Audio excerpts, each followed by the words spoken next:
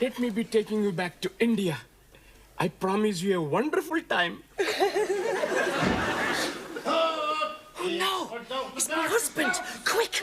Under the covers!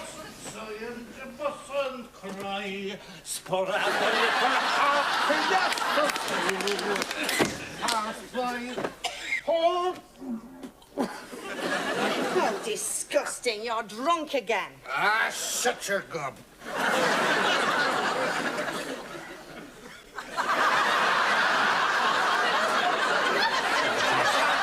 There's 6 feet in this bed. Don't be ridiculous. You're drunk. Look.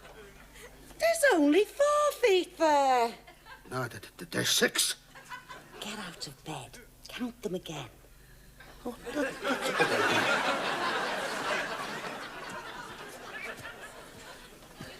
One, 2, 3, 4.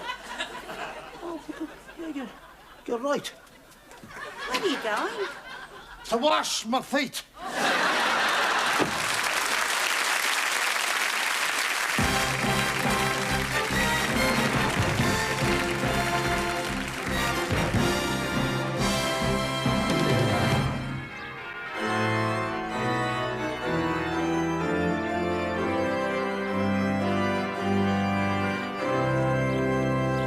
The ritual is over. The young couple have been married in the sight of God and those of their family who were still speaking to them. Soon they'll greet their guests, cut the cake, unwrap their wedding gifts. A marriage made in heaven, tea sets and toasters made in Taiwan. A bride made in 10 seconds flat. It happens every day.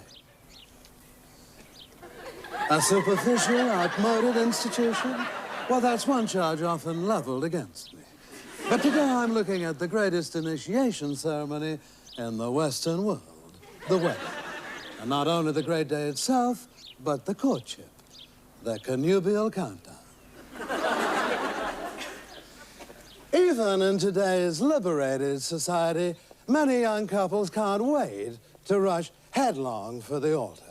Madly in love, they forget that soon they will have to knuckle down to the sheer honest boredom that is the backbone of any true marriage.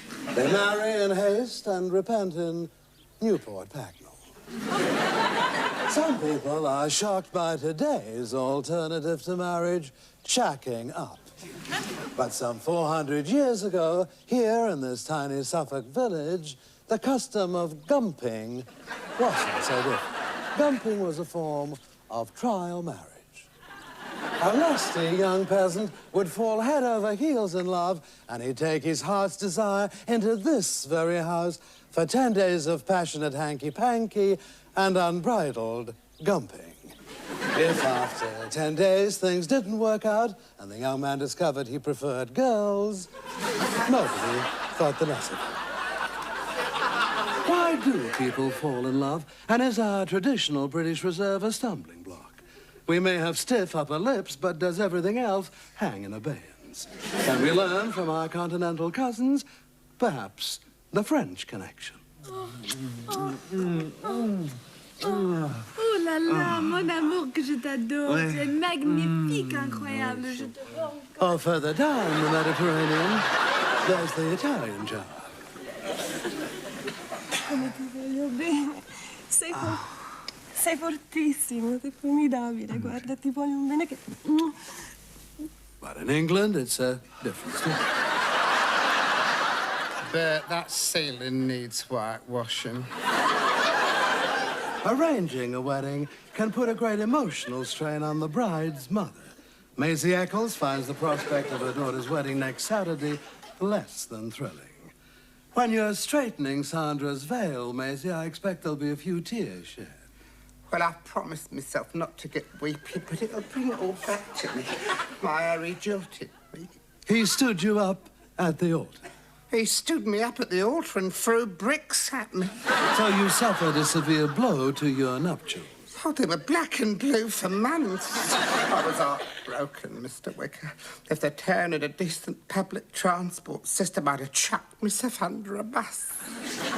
Well, happily, you didn't do anything so rash, and eventually you married. Yeah, to Sid Eccles, he was as bad. I gave that man 10 kids, and he don't love me. Never mind. Think what it would have been like if he did. Anyway, Maisie, I'm sure that Saturday will be a glittering occasion. Ah, afraid not. Very down to earth. A rough and ready wedding. The groom is rough, and the bride more than ready.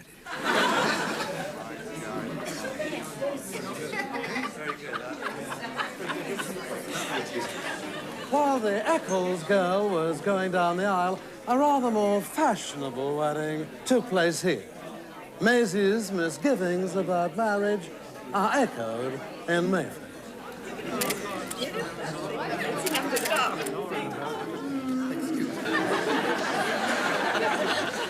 Hello, Auntie. I'm your only aunt on your mother's side. I fly all the way from Nairobi thinking you're marrying that lovely Nigel Peters. And instead it's this... Well, how could you? I mean, he's 15 stone, balding and cross-eyed. Oh, you needn't whisper. He's deaf as well. At one time, the only lasting evidence of a wedding were a few faded photographs. But this is the age of the video revolution. Now you too can record the most important day of your life. Years hence, when videos like Red Hot Spankers and Massage Girls of Bangkok have lost their magic, you can relive the splendor of your own wedding day. And for a modest outlay, have Alistair Burnett provide a royal commentary. You by my side, that's how I see us. Today, on this grey, rather drizzly morning, a crowd of some 3 or 4 has jammed the pavement outside the registry office to catch a glimpse of the bride, Miss Sybil Buck, and her handsome groom, Herbert Groyne. I think, yes, there unmistakably is the bride's mother, Mrs. Drusilla Buck. Mrs. Buck has been lining the wedding route since dawn and is probably feeling the strain. This beautiful brass plaque draws our attention to this lovely old registry office that has stood unchanged down through the years since 1954. I do believe, yes, here now, tight-lipped, drunk, is the bride's father. I have often walked down the street before. The pavement always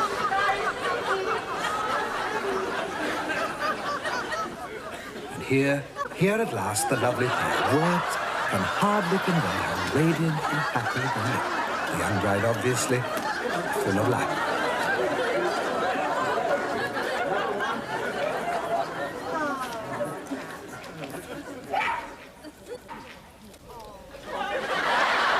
Miss Sybil Buck is favouring Princess Diana powder blue with this year's fashionable high front hemline, while her handsome groom is resplendent in his man at CNA suit.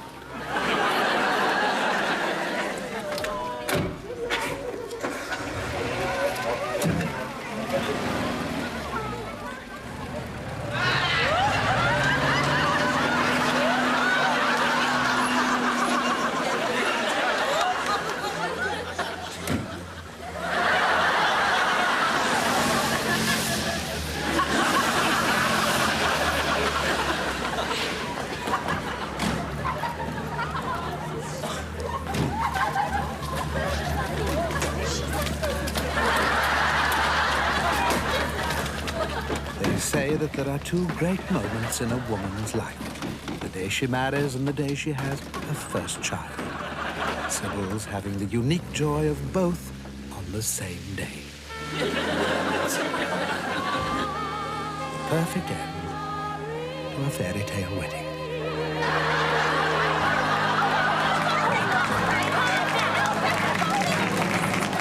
This is where I came in, and this is where I'm getting out fast.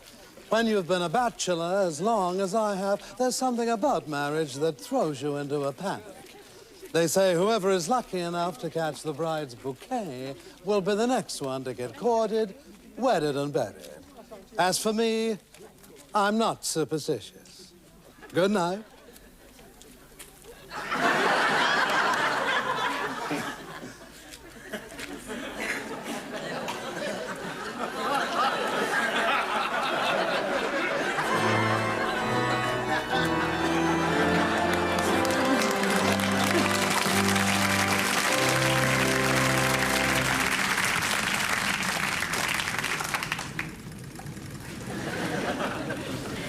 Well, Lassie, it's good to see you happy again. Hi, both my lassies. Oh, Daddy, this is the most wonderful day of my life.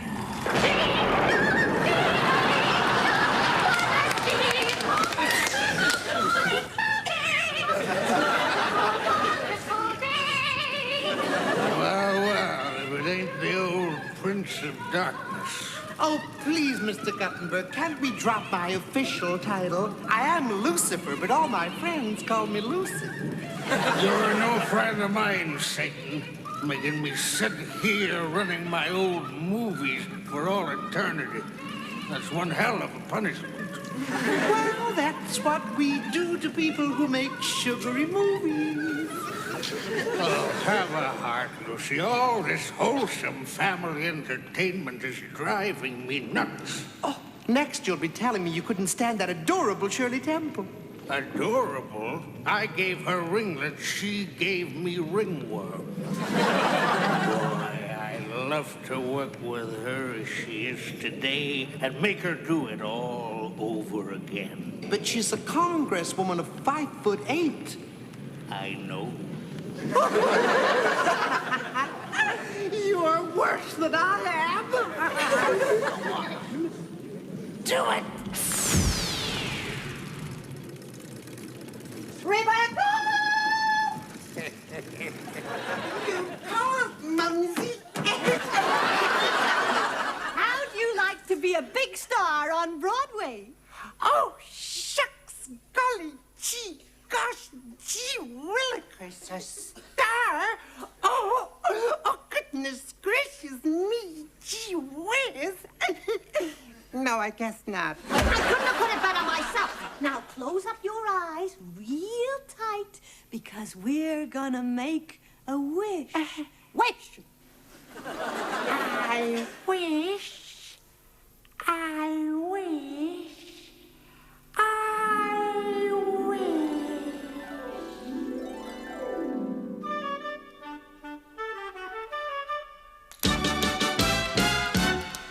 On the good ship, lollipop, it's a sweet trip to a candy shop where bonbons play. On the sunny beach, peppermint fade. Lemonade stand everywhere, cracker bands fill the air, and there you are, happy landing on the chocolate bar.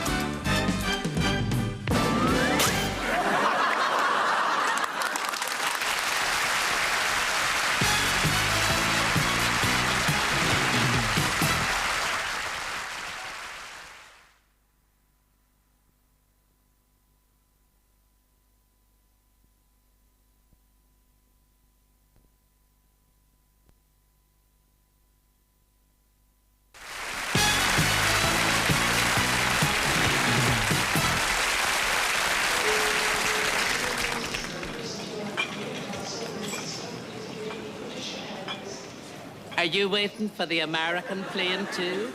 No, Sydney. Oh, my daughter's called Nora. She'll be through any minute now. She's been in the States for 4 months. Oh, here, listen. You'll die laughing. She sent me a wee box of 6 rejuvenating pills. I took one, and you know, I think it did make a difference. Mother? Darling. You look marvelous. Well, I took one of your rejuvenating pills. Don't tell me you've had a baby. No, that's your father. He took the other 5. Parlez-vous français? Sprechen Sie Deutsch?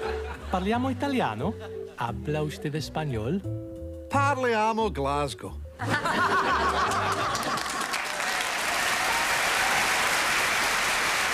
Come away, the lads of Flora, Scotland. Kind of soaking it. Swan in a gub you need. Oh, get tore into them. Look at the wee fella there. He's the king of the strikers. That's not the Scottsville. You damn Joe-rest. I can't hear what I'm shouting. Look, the wee fella scored a goal. No, he hasn't. He's off his game. Oh, Lord, he went 4-2-4. Parabore or a bore.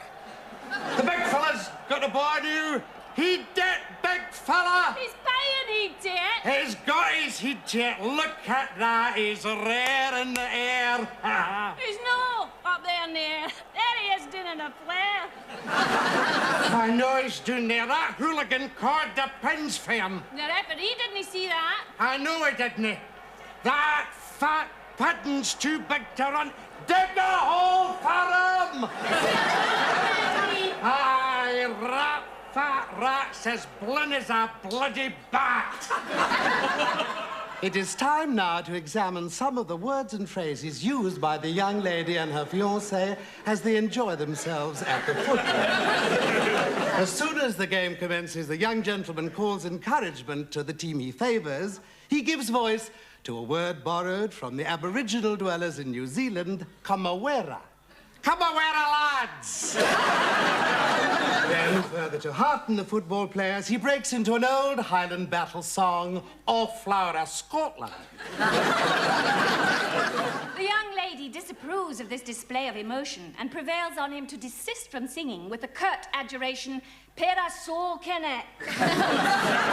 The prefix pira is frequently used in Glasgow when a request is made. Thus, a gentleman desirous of more refreshment may say, Para hoff in my glass. But back to our friends at the football match. The young gentleman does not relish having his singing interrupted and addresses his companion with the Spanish-sounding word, Swanona. He is of the opinion that she should be chastised and informs her Swan on a gub unit. Meanwhile, the football match is proceeding apace, and the young gentleman urges his favourite team on with the ancient Gaelic word, Gitorinti. And with the suffix rem, we have the inspiring cry, Gitorintarum. Gitorinti may also be heard amongst people who are dining out, so we have Igatorintia big pie. or She got torrent a bag of chips. Her mara got Torintia bottle of rum. It may be noted that the young gentleman is particularly impressed by 2 players on the field, a wee fella and a big fella. He admires the small player's efficiency as a football striker. His fair companion confuses the player with another gentleman, a Mr. Scargill, who also has some experience of striking. Again, her fiancé requests her to be silent. This time, he uses the picturesque expression, He your damn Joe-rest. Suddenly, the damsel declares that the small player has scored a goal. Regretfully, her fiancé has to tell her that no goal has been scored. Deeply affected by this, he utters an Arabian word, Zafiz, intoning mournfully, Zafi's game. Then he raises his voice in a poignant lament, the origin of which is lost in the mists of Celtic antiquity. Oh, Lord, he went 4-2-4. Parabore or a bore.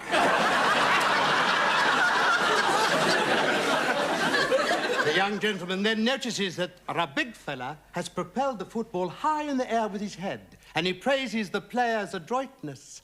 He's rare in the air. He is splendid in the air. For a moment, the young lady looks upwards, only to find that her fiancé's hero is now recumbent on the turf. She observes, he's not up there in the air, he's down there on a flare.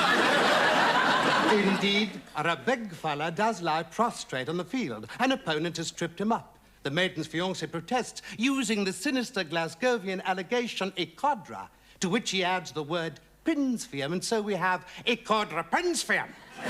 He knocks the legs from under him. In the Glaswegian, there are two distinct meanings to the word cod. It can mean knocked over, as in the football context. Or approximate to the English cord, as in... Ecodra bird the big bag. Our football spectator next expresses the wish that the referee should be interred on the football pitch. From him comes the traditional cry... Dig a hole for him. The young gentleman is appalled when his fiancée seeks to query this adverse opinion of the referee. He defends it with one trenchant word. Rat, fat rats, as blin as a bloody bat.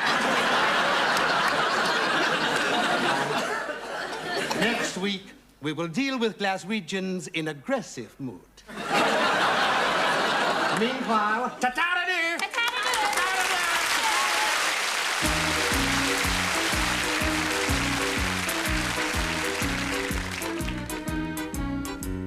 The homeless state of Brideshead was really quite unique. It even grabbed the Nellies, who watched it every week. You'd have thought that the tale of a bunch of snobs whose life of ease precluded jobs with the viewers pulling knobs on the telly set, and with an embarrassed cough, promptly switch it off. What was the strange attraction I cannot comprehend? A woeful lack of action for weeks and weeks on end. While they went to hell in the nicest way on a road to hounds and pride, we stayed with the homeless state of Brideshead. There was young Sebastian who, when drunk, turned nasty and shocked his mother to the core. He had a thing for teddy bears and used to sneak away upstairs, where he would practice something vicious on his Aloysius with his chum. Charles Ryder, he'd misbehave, drink cider and generally make little sense. No wonder Mother kneeled and offered up Hail Marys, while both the fairies camped like a row of tents. The elderly Lord Marchmain desired a little peep, shacked up with her in Venice until his sad decease. He knew he was doomed to come home to die. His family wept but wondered why he just wouldn't say goodbye. Made a meal of it, recited his mistakes through 2 commercial breaks. Although he was agnostic, they sent for Catholic powers. His daughter said quite caustic, he'll milk this scene for hours, till he gave a grin and winked his eye and serenely passed away. We stayed with the homely states. It was so to the states and is doing great. We stayed with the homely state of Brideshead.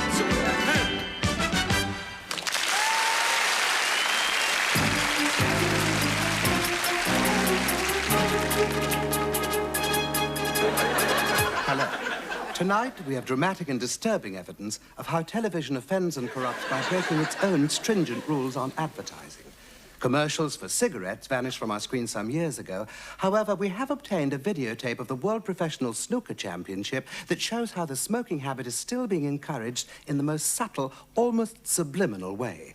We should warn non-smokers that they may find certain sequences rather harrowing.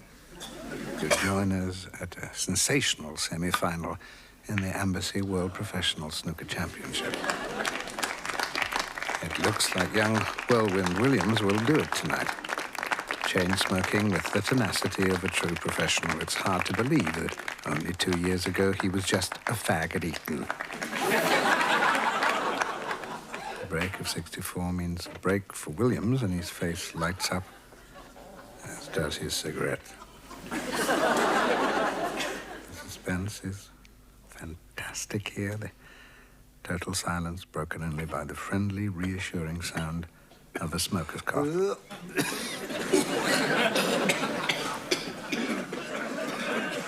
And now 50-a-day man Harry Hogg has been left to take the last 4 colours and the last cigarette in his packet.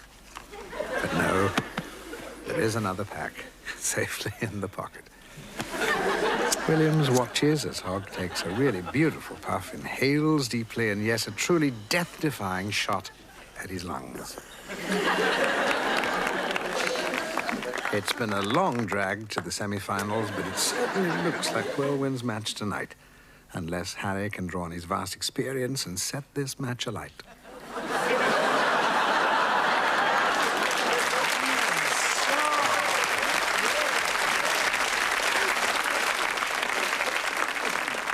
And that was on BBC television. As you all know, the IBA has very firm control over the advertising of alcoholic drinks. They maintain the highest standards, and it is strictly forbidden to encourage the drinking of spirits. Or is it? Next month, this commercial will appear on your screens. Its aim? To get you high in two ways.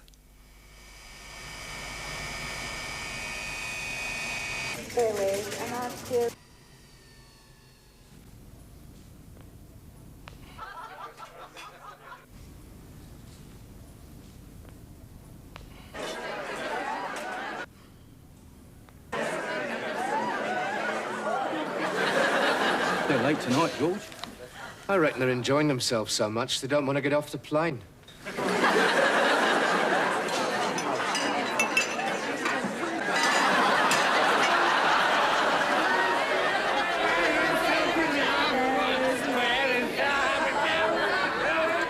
Next time, fly with us and help drink Canada dry.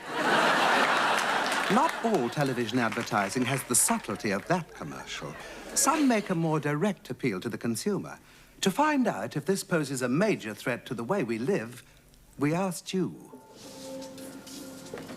Excuse me, you're obviously doing this week's shopping. What percentage of the things you buy are chosen because you've seen them advertised on TV? Could you give me a conservative estimate? No, I always vote Labour. Anyway, I think all the telly adverts are rubbish. I got a mind of my own. So the commercials have never influenced you? Well, only once, when I needed a deodorant, I chose body mist. Oh, did it work? No, it missed my body. Tense, nervous headache. Do you suffer from endless headaches? What do you think causes all these headaches? Well, it's all these bleeding Harrys, isn't it? Do you always go for the brand names that you see advertised on television? No, I don't think so. No, not really. But then I'm awfully indecisive when I shop, and that's why I always bring my friends with me to help. Gwendolyn, can you reach the tea bags? Yes, sweetheart. I've been joined in the studio by Dr. Adrian Vinder, famous zoologist, expert on body language, and author of The Naked Ad-Man, available from BBC publications. Price $5.95. Dr. Vinder, you've made a searching study of ritual behavior in TV commercials. Are your conclusions reassuring? Emphatically not. There is no scientific proof of a link between dandruff and schizophrenia. This is because many young women wash one half of their head in ordinary shampoo and the other half in another. In your book, you speak about public gullibility, the advertiser's use of euphemism. Could you spell that out for us? E-U-P... I don't remember if it's an H or not. As more and more public figures seem prepared to lend themselves to endorsing products advertised on TV, one wonders how far this disturbing practice could escalate.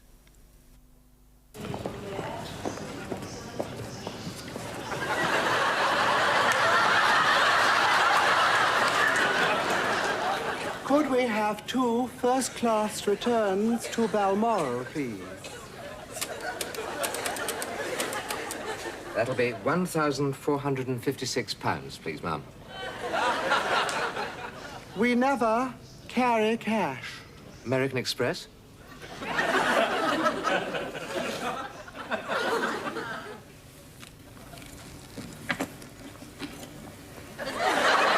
do nicely.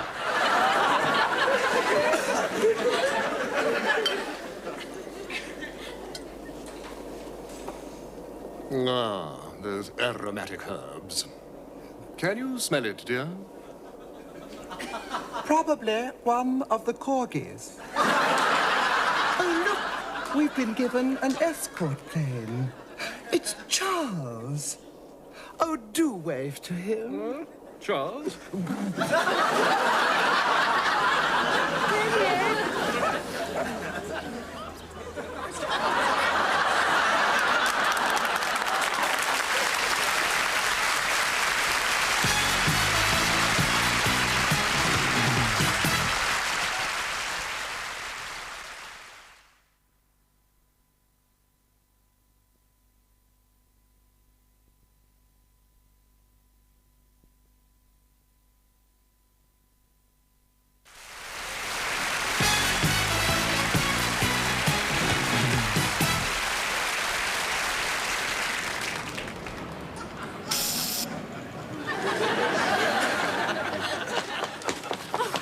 Made it.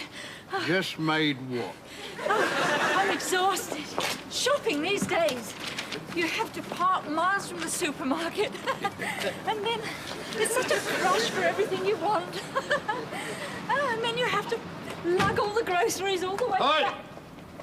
What?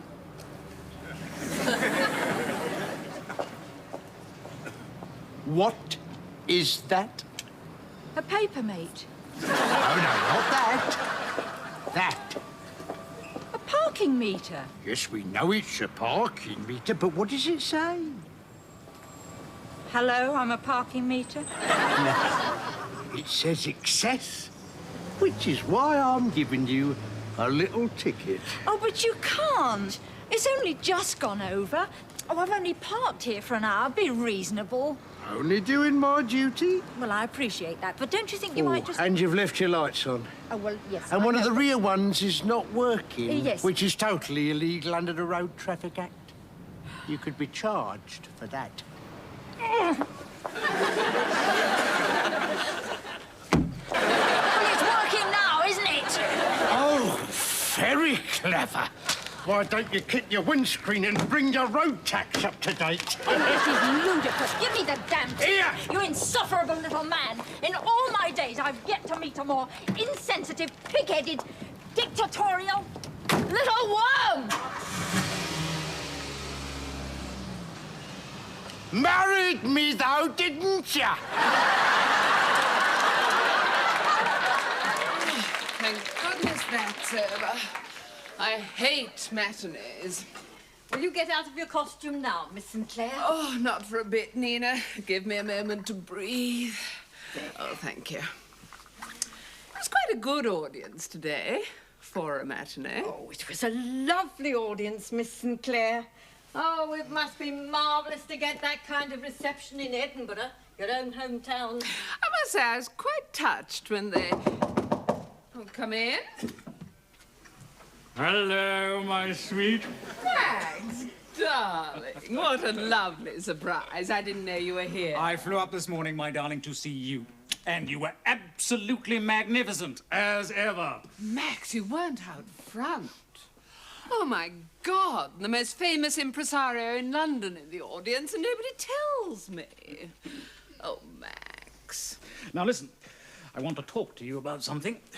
I'm putting on the new Pinter next year. And there's a marvelous part in it you should play. Tell me all about it. Yoo-hoo! Anybody at home? Hello, dear. How are you? Oh, God, Rosemary Gusher. I'll bet you didn't expect to see me. I thought I'd better come round and see my old chum. Anita, my darling, I think it's time No, don't let me drag you out. I've just popped round for a minute to cheer her up. Sit you down. Anita and I were in amateur theatricals together years ago, and I'll never get used to calling this one Anita Sinclair. To me, you'll always be wee Natty Sinclair. Yes, well, it was very kind of you coming round to see me. Oh, I just had to tell you, dear, how much I enjoyed your wee show. Oh, I'm glad you liked it. Oh, yes. Do you know, I don't think I've ever laughed so much in my life. Well, that's not exactly the reaction we look for in a Greek tragedy. No, I think it was more the Buddha was in. Tell me, was that young Greek warrior supposed to trip over his sword in the second act? Actually, no, he wasn't. Oh, dear. Anyways, quite a dish, dear. Who is it? Oh, the one with the small part. Oh, that's unfortunate. Well, Nettie, you're certainly surrounded by gorgeous men on that stage. I like the big one with the golden curls. Oh, yes, my lover. Your lover? Oh, Nettie, don't tell me you're still at it. Oh, you're quite right, dear, to have a last wee fling. No, he's my theatre lover. Oh, don't tell me you've got one at the digs as well. I'll see this for you, Nettie. You've kept your figure quite well. Oh, it's charming of you to say so. Mind you, it's just as well you've got that long, white frock on. It's funny, but they can't do a thing about thick ankles. And that surgeon you went to did a marvellous job on your nose. Yes, well, I am a little bit... Hoarse, I know, dear, but it was only noticeable in the big scenes. And your real lisp hardly shows at all now. You seem to have mastered that. Thank you. Did you have a good seat? Oh, marvellous. It couldn't have been better. I put my handbag on one seat beside me, my shopping bag in the other, and my coat on the seat in front. And as I sat there in the stillness, I couldn't help but think how strange it was. What was? Well, you, of all people, becoming a professional actress. I know you won't think me rude, dear, when I say that I never thought you had the face for an actress. I mean, you remember what we used to call you in the Marchmont Theatre Players days? No, I'm afraid I don't. Oh, you must. Wee pudding face. Yes, you've hardly changed at all. Mind you, it's miraculous what they can do with theatrical makeup nowadays. Is this what you use? Yes, always. Mm-hmm. Golden Girl cream brings a living, youthful glow to tired, lifeless skin. Oh, I'd ask for my money back. You've been diddled. Shall I bring the rolls to the stage door, madam? Oh, Nettie, don't tell me you're still mad about rolls. Oh, this madam could eat rolls to a band playing. I can see you yet with the egg yolk pouring down your chin. See me, little Rosemary, I'm afraid you'll have to excuse me. What for? I've got to lie down. I usually have half an hour on the couch before the next show. Would you credit that? They're merciless. Where's your wee show going after this, dear? Well, we're touring for a bit, and then I'll be in the Haymarket in December. And, of course, we hope the play will run for a year or two. Of course, if it's a flop, I'll be free. I'll be able to take that Mediterranean cruise I've always promised myself. Yes, dear. Well, I've only one thing to say to you. What's that? Bon voyage!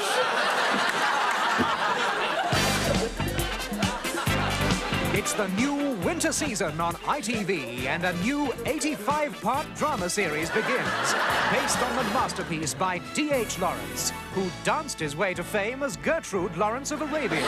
It's the classic Sons and Lechers.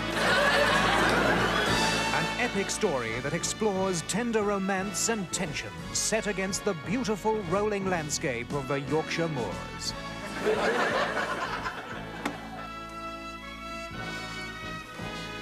Now listen, lad.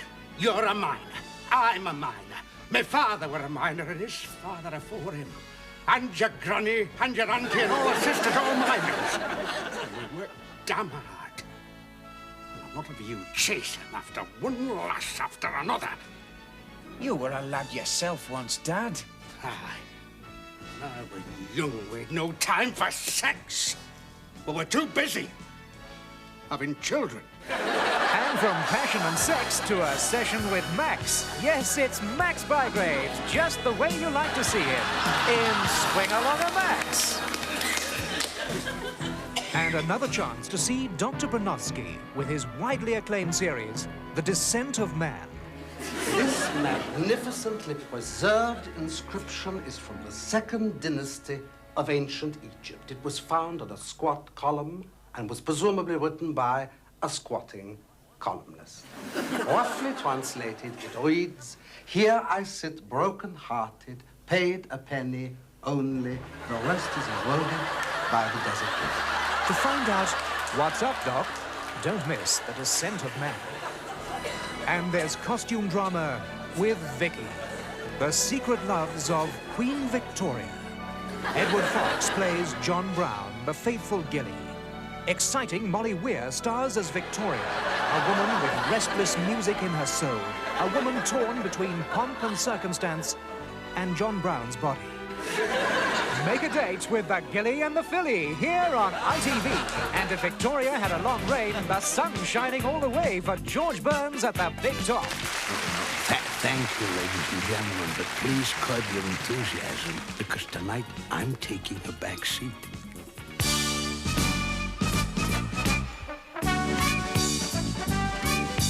You wonder why he walks on his hand? Last night he washed his feet. Today he can't do a thing with them.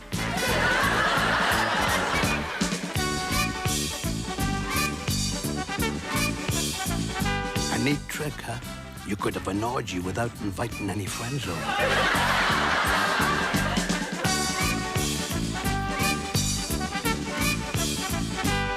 If you're enjoying this, think of the fun she's having. Just some of the winter entertainment on ITV. In Britain today, the fast food industry means big profits. But for some reason, the traders in the takeaway business have become anxious about their rather down-market image. 300 of them got together and approached a film company who decided there was only one way to change that image and give it some much-needed glamour.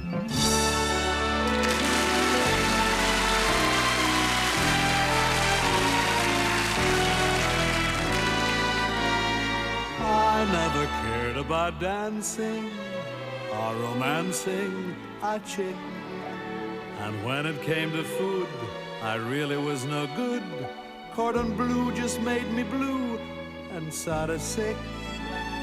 Then you took away my hang-ups, made all my fears depart. You're the Pekin chicken that made my taste buds quicken. The takeaway that took away my heart.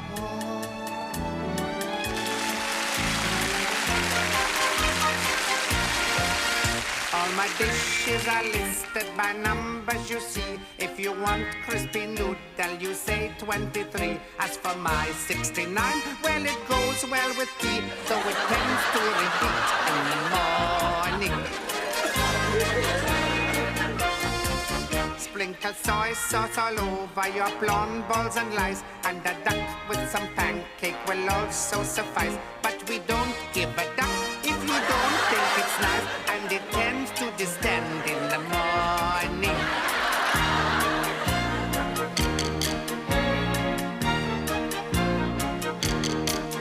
Oh, the chopsticks we know are not real ivory, though my sweet and my sour ought to fill you with glee. If you give a good tip, you can deflower me, but you've got to be out like the morning.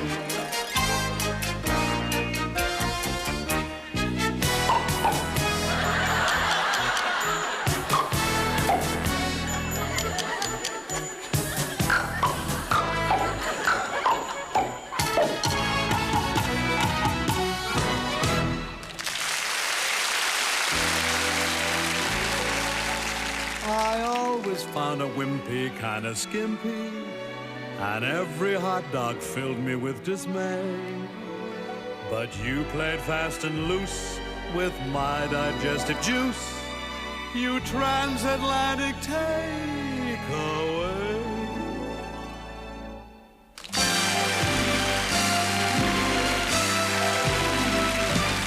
If you're late for a date, try me, 'cause I'm done while you wait.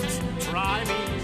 In the States I've renowned for the speed I go down. Miss McBurger's in town. Try me. No one's meat can compare. Try me. Not too burned or too rare. Try me, and you'll fall like a shot, for my bun's piping hot. Miss McBurger's the lot. Try me. I've got onions galore, and if you're keen to score, then I'll fetch up my ketchup, it's free. Our French mustard explodes, and your tongue shooting loads of hot flavor you'll savor with glee. Ronnie Reagan and Cole, try me. All the boys in the know, try me. Now in Britain at last, you can sample my vast appeal. Give me a nibble, feel your old saliva dribble. Buy me, try me, try me.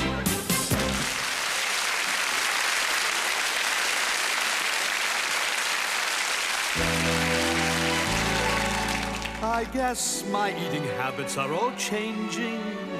So many takeaways have passed my lips. Exotic food is swell, but it can't ring the bell like good old British fish and chips.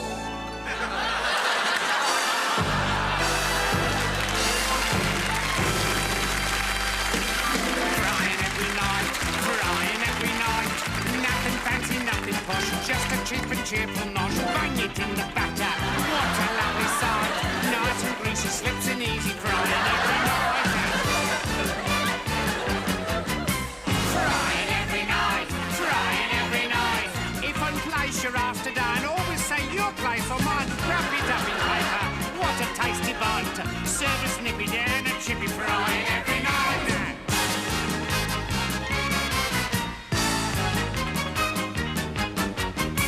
Frying every night, frying every night. If you moan about the smell, we just tell you go to hell. Flies fall in the fryer, but they're out of sight. We just baste them, you don't taste them. Frying every night.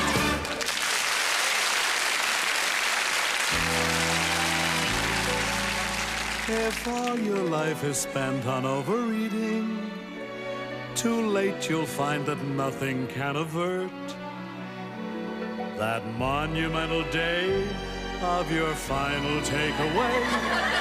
But first, delicious ice cream for dessert. Ice cream, all it takes is a lick with the tongue. And we melt double quick, fellas, please. Thaw us out and unfreeze our nicest ices. You'll find willing wafers and cones know the way to your erotic zones, and it's true that we're creaming for you our nicest ices.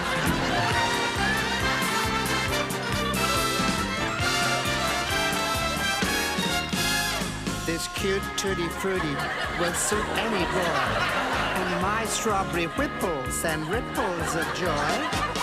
I'm ice cream's Helen of Troy. Though a beauty, I'm very determined to lose my cherry.